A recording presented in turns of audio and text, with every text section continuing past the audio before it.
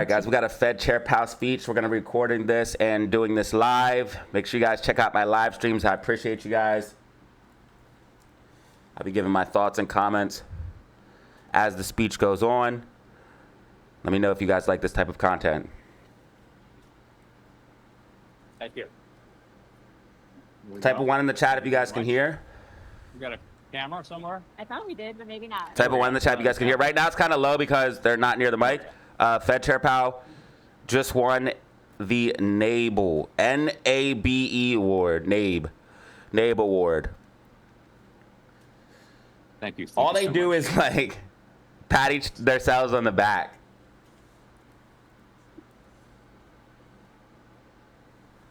You should be able to hear very clearly here shortly. Type of 1 in the chat if you can hear when Powell starts talking.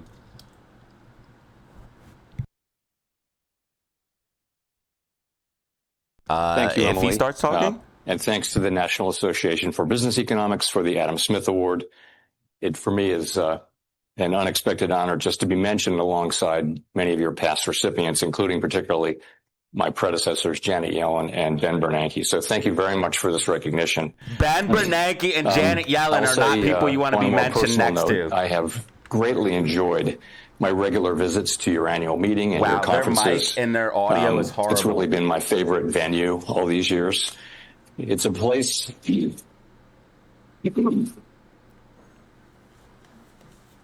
What the?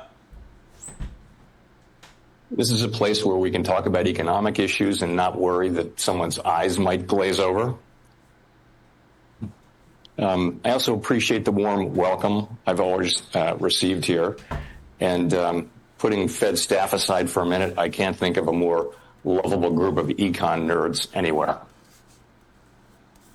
This is bad. So thank you again for this prestigious award. And for the opportunity to speak to you here today. This is bad. As we all know, monetary policy is more effective when the public understands what the Federal Reserve does and why. With that in mind, I hope to enhance understanding of one of the more arcane and technical aspects of monetary policy, the Federal Reserve's balance sheet. A colleague recently compared this topic to a trip to the dentist. But wow, that's funny. I found that comparison somewhat unfair to dentists. Yeah, type of 1 in the chat if you guys can hear. So today I'll discuss the essential role that our balance sheet played during the pandemic, along with some lessons learned. I'll then review our ample reserves implementation framework and the progress we've made toward normalizing the size of our balance sheet. And I'll conclude with some brief remarks on the economic outlook.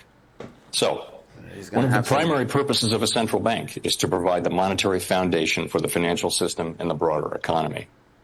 This foundation is made of central bank liabilities. On the Fed's balance sheet, the liability side of the ledger totaled $6.5 trillion as of October 8, and 3 categories account for roughly 95% of the total.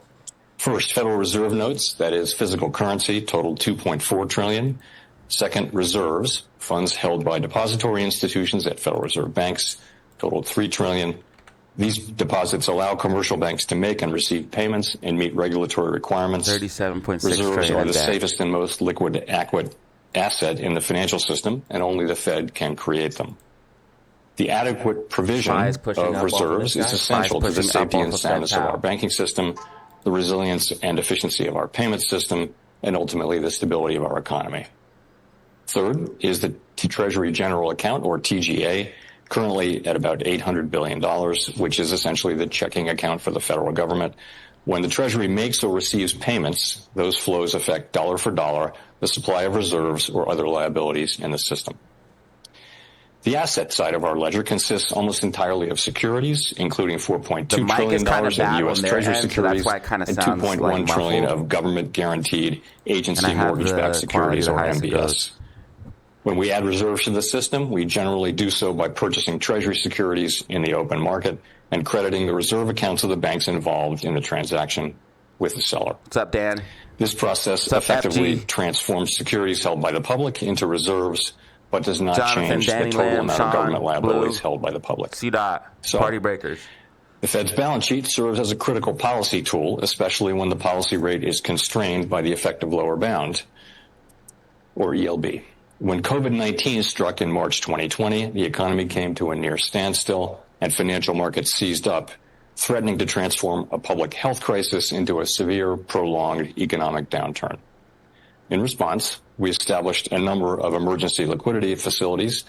Those programs, supported at the time by Congress and the administration, provided critical support to markets and were remarkably effective in restoring confidence and stability. At their peak, in July 2020, loans from these facilities totaled just over $200 billion. Most of these loans were quickly unwound as conditions stabilized. At the same time, the market for U.S. Treasury securities, normally the deepest and most liquid market in the world and the bedrock of the global financial system, was under extraordinary pressure and on the verge of collapse. We used large-scale purchases of securities to restore functionality to the Treasury market. So basically, they flooded the unprecedented market dysfunction. The Fed purchased Treasury and agency securities at an extraordinary pace in March and April of 2020. These purchases supported the flow of credit to households and businesses and fostered more accommodative financial conditions to support the recovery of the economy when it ultimately came. This source of policy accommodation was particularly important as we had already lowered the federal funds rate close to zero and expected that it would remain there for some time. By June 2020, we slowed our purchase pace to a still substantial $120 billion per month. And in December of 2020, as the economic outlook remained highly... So right there, the Fed just gave you guys a play-by-play of how they created inflation and destroyed the economy, and then said later on, hey guys, we fixed everything, yet inflation is still here and the economy is still destroyed. Fed 101. Then they pat themselves on the back. The FOMC said that we expected to maintain that pace of purchases until substantial further progress has been made toward the committee's maximum employment and price stability goals. That guidance provided assurance that the Fed would not prematurely withdraw support while the economic recovery remained fragile amid unprecedented conditions. And we maintained that pace of asset purchases through October 2021. By then, it had become apparent that elevated inflation was not likely to go away without a strong monetary response. At our meeting in November 2021, we announced a phase-out of our purchases, and at our next meeting in December, we doubled the pace of that taper and said that asset purchases would conclude by mid-March of 2022. Over the entire period of purchases, our securities holdings increased by $4.6 trillion. So, a number of observers have raised questions, fairly enough, about the size and composition of asset purchases during the pandemic recovery. Down just a little bit here. Throughout 2020 and 21, the economy continued to face significant challenges as successive waves of COVID caused widespread disruption and loss. During that tumultuous period, we continued to purchase in order to avoid a sharp, unwelcome tightening of financial conditions at a time when the economy still appeared to be highly vulnerable. Our thinking was informed by recent episodes in which signals about reducing the balance sheet had triggered significant tightening of financial conditions, and we were thinking of the events of December 2018 as well as the 2013 taper tantrum. Taper tantrum. Regarding the composition of our purchases, some have questioned the inclusion of agency MBS purchases. The names they make for this shit is crazy. You guys remember the taper tantrum? In the strong housing market during the pandemic recovery. Outside of purchases aimed specifically at market functioning, MBS purchases are primarily intended, like our purchases of Treasury securities, to ease broader financial conditions when the policy rate is constrained by the effective lower bound. The extent to which these MBS purchases disproportionately affected housing market conditions during that period is challenging to determine. Many factors affect the mortgage market, and many factors beyond the mortgage market affect supply and demand in the broader housing market. With the clarity of hindsight, we could have, and perhaps should have, stopped asset purchases sooner. Our real-time decisions were intended... You think? Wow, we could have and should have. They finally admit they're wrong sometimes. ...to serve as insurance against downside risks. We knew that we could unwind purchases relatively quickly once we ended them, which is exactly what we did. research, and experience tell us that asset purchases affect the economy through expectations regarding the future size and duration of our balance sheet, so that when we announced our taper, market participants began pricing in its effects, pulling forward the tightening in financial conditions. Stopping sooner could have made some difference, but not likely enough to fundamentally alter the trajectory of the economy. Nonetheless, our experience since 2020 does suggest that we can be more nimble in our use of the balance sheet and more confident that our communications will foster appropriate expectations among market participants, given their growing experience with these tools. Some have also argued that we could have better explained the purpose of asset purchases in real time. There's always room for improved communication, but I believe our statements were reasonably clear about our objectives, which were to support and then sustain smooth market functioning and to help foster accommodative financial conditions. Over time, the relative importance of those objectives evolved with economic conditions, but the objectives were never in conflict. So at the time, this issue appeared to be a distinction without much of a difference. That's not always the case, of course. For example, the March 2023 banking stress led to a sizable increase in our balance sheet through lending operations. We clearly differentiated these financial stability operations from our monetary policy stance. Indeed, we continued to raise the policy rate through that time. Also going crazy. Turning to my second topic. Going crazy. Pardon me. Our ample reserves regime has proven highly effective, delivering good control of our policy rate across a wide range of challenging economic conditions, while promoting financial stability and supporting a resilient payment system. In this framework, an ample supply of reserves ensures adequate liquidity in the banking system, and control of our policy rate is achieved through the setting of our administered rates, interest on reserve balances, and the overnight repurchase rate. Reverse repo rate, rather. This approach allows us to maintain rate control. AMC holders, keep an eye on that reverse repo. That's something you guys need to look at. Independently of the size of our balance sheet. And that's important given large, unpredictable swings in liquidity demand from the private sector and significant fluctuations in the autonomous factors affecting reserve supply, such as the TGA. This framework has proved resilient whether the balance sheet is shrinking or growing. Since June 2022, we've reduced the size of our balance sheet by $2.2 trillion, from 35% to just under 22% of GDP, I appreciate that. Make sure you guys check your email if you bought the Discord. Control. Our long-stated plan is to stop balance sheet runoff when reserves are somewhat above the level we judge consistent with ample reserves conditions. He's always lying. We may approach that point in coming months, and we are closely monitoring a wide range of indicators to inform this decision. Some signs have begun to emerge that liquidity conditions are gradually tightening, including a general firming of repo rates, along with more noticeable but temporary pressures on selected dates.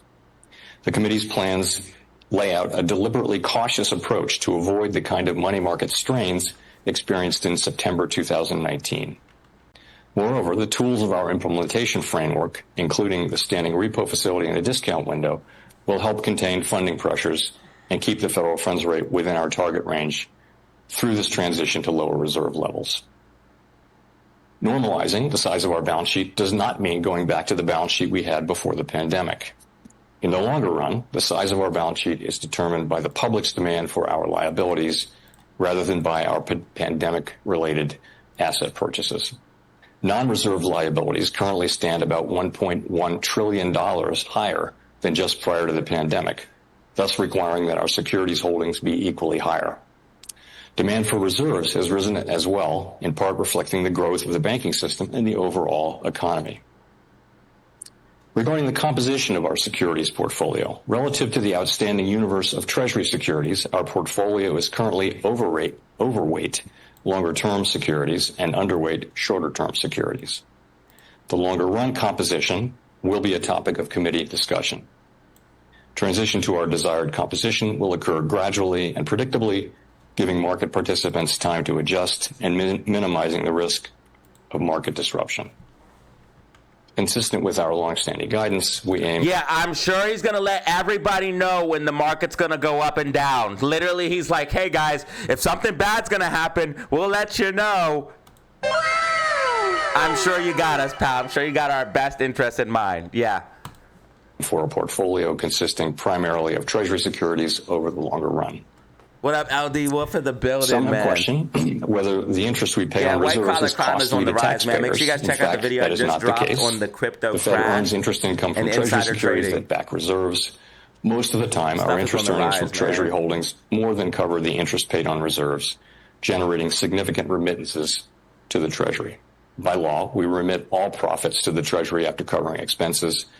And since 2008, even after accounting for the recent period of negative net income, our total remittances to Treasury have totaled more than $900 billion. While our net interest income has temporarily been negative due to the rapid rise in policy rates to control inflation, this is highly unusual. Our net income will soon turn positive again, as it typically has been throughout our history. This is crazy. Of course, having negative net income has no bearing at all on our ability to conduct monetary policy or meet our financial obligations. If our ability to pay interest on reserves and other liabilities were eliminated, the Fed would lose control over rates. The stance of monetary policy would no longer be appropriately calibrated to economic conditions and would push the economy away from our employment and price stability goals. To restore rate control, large sales of securities over a short period of time would be needed to shrink our balance sheet and the quantity of reserves in the system. So basically saying they'll flush liquidity into the system if anything goes wrong. Don't worry. PPT, man, plunge protection team is always there. The volume and speed of these sales could strain Treasury market functioning and compromise financial stability. Hey, but we could cause a crash messing with everything. That's literally what he just said. Hey, if anything goes wrong, we'll pump the market full of liquidity. But hey, maybe doing all of this might cause a crash because you shouldn't be messing and meddling in free markets. Literal insanity, ladies and gentlemen. What for the people that understand, it's literal insanity what he just said. Estimates would need to absorb the sales of Treasury securities and agency MBS, which would put upward pressure on the entire yield curve, raising borrowing costs for the Treasury and private sector. I'm glad he's breaking down balance sheet and how the Fed messes with stuff. The banking system would be less resilient and more vulnerable to liquidity shocks. The bottom line is that our ample reserves regime has proven remarkably effective for implementing monetary policy and supporting economic and financial stability. What is happening? So I will close with a brief discussion of the economy and the outlook for monetary policy. Okay, although some important government data have been delayed due to the shutdown, we routinely review a wide variety of public and private sector data that have remained available. Okay, so the Fed is still looking at numbers even though the government is shut down. We also maintain a nationwide network of contacts through the reserve banks who provide valuable insights, which will be summarized in tomorrow's beige book. You enjoying your vacation? Based on the data we do have, it's fair to say that the outlook for employment and inflation does not appear to have changed much since our September meeting. And I think it's kind of ironic that the government shut down now when we were supposed to have an inflation report. We were supposed to have an inflation report, and we didn't get it because the government shut down, bro. The government shutdown's a little too convenient right now, if you ask me, man. 4 weeks ago.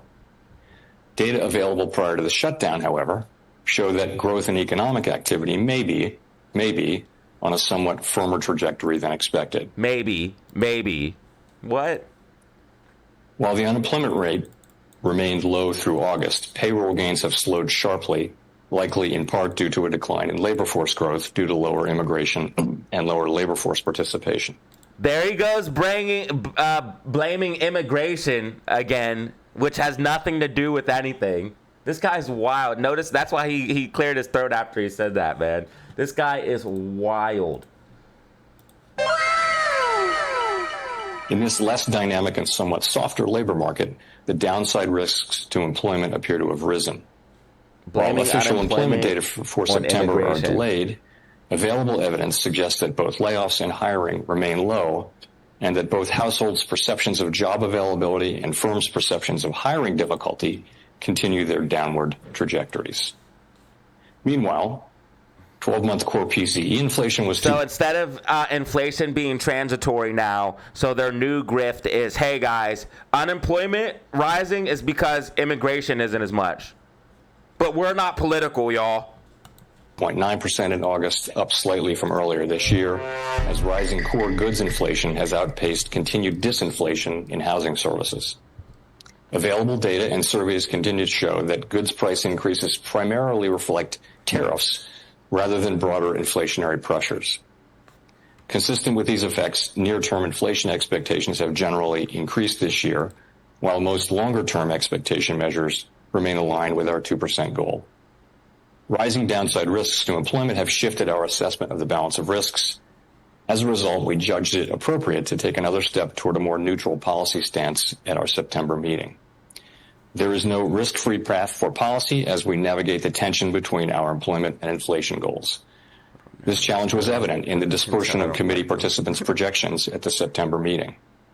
And I'll stress again that these projections should be understood as representing a range of potential outcomes whose probabilities evolve as new information informs our meeting-by-meeting approach to policymaking. We'll set policy based on the evolution of the economic outlook and the balance of risks rather than following a predetermined path. And with that, thank you again for this wonderful award and for inviting me here today. I look forward to our discussion. Thank you. So that was the meeting of Fed Reserve Chair Powell. He speaks at NABE annual meeting on economic outlook. I'll be posting this on the channel as well. If you guys did miss it, we did record this live. So if you guys want to check out my live streams, that also helps support the channel as well. Make sure you guys hit that like button, comment, subscribe, all of that good YouTuber stuff. Share the video as well, man. I appreciate you guys. If you watch the end of this video, again, make sure you like and subscribe, and I will see you guys on the next time. Make sure you have fun, stay safe, make money. Peace out, fam.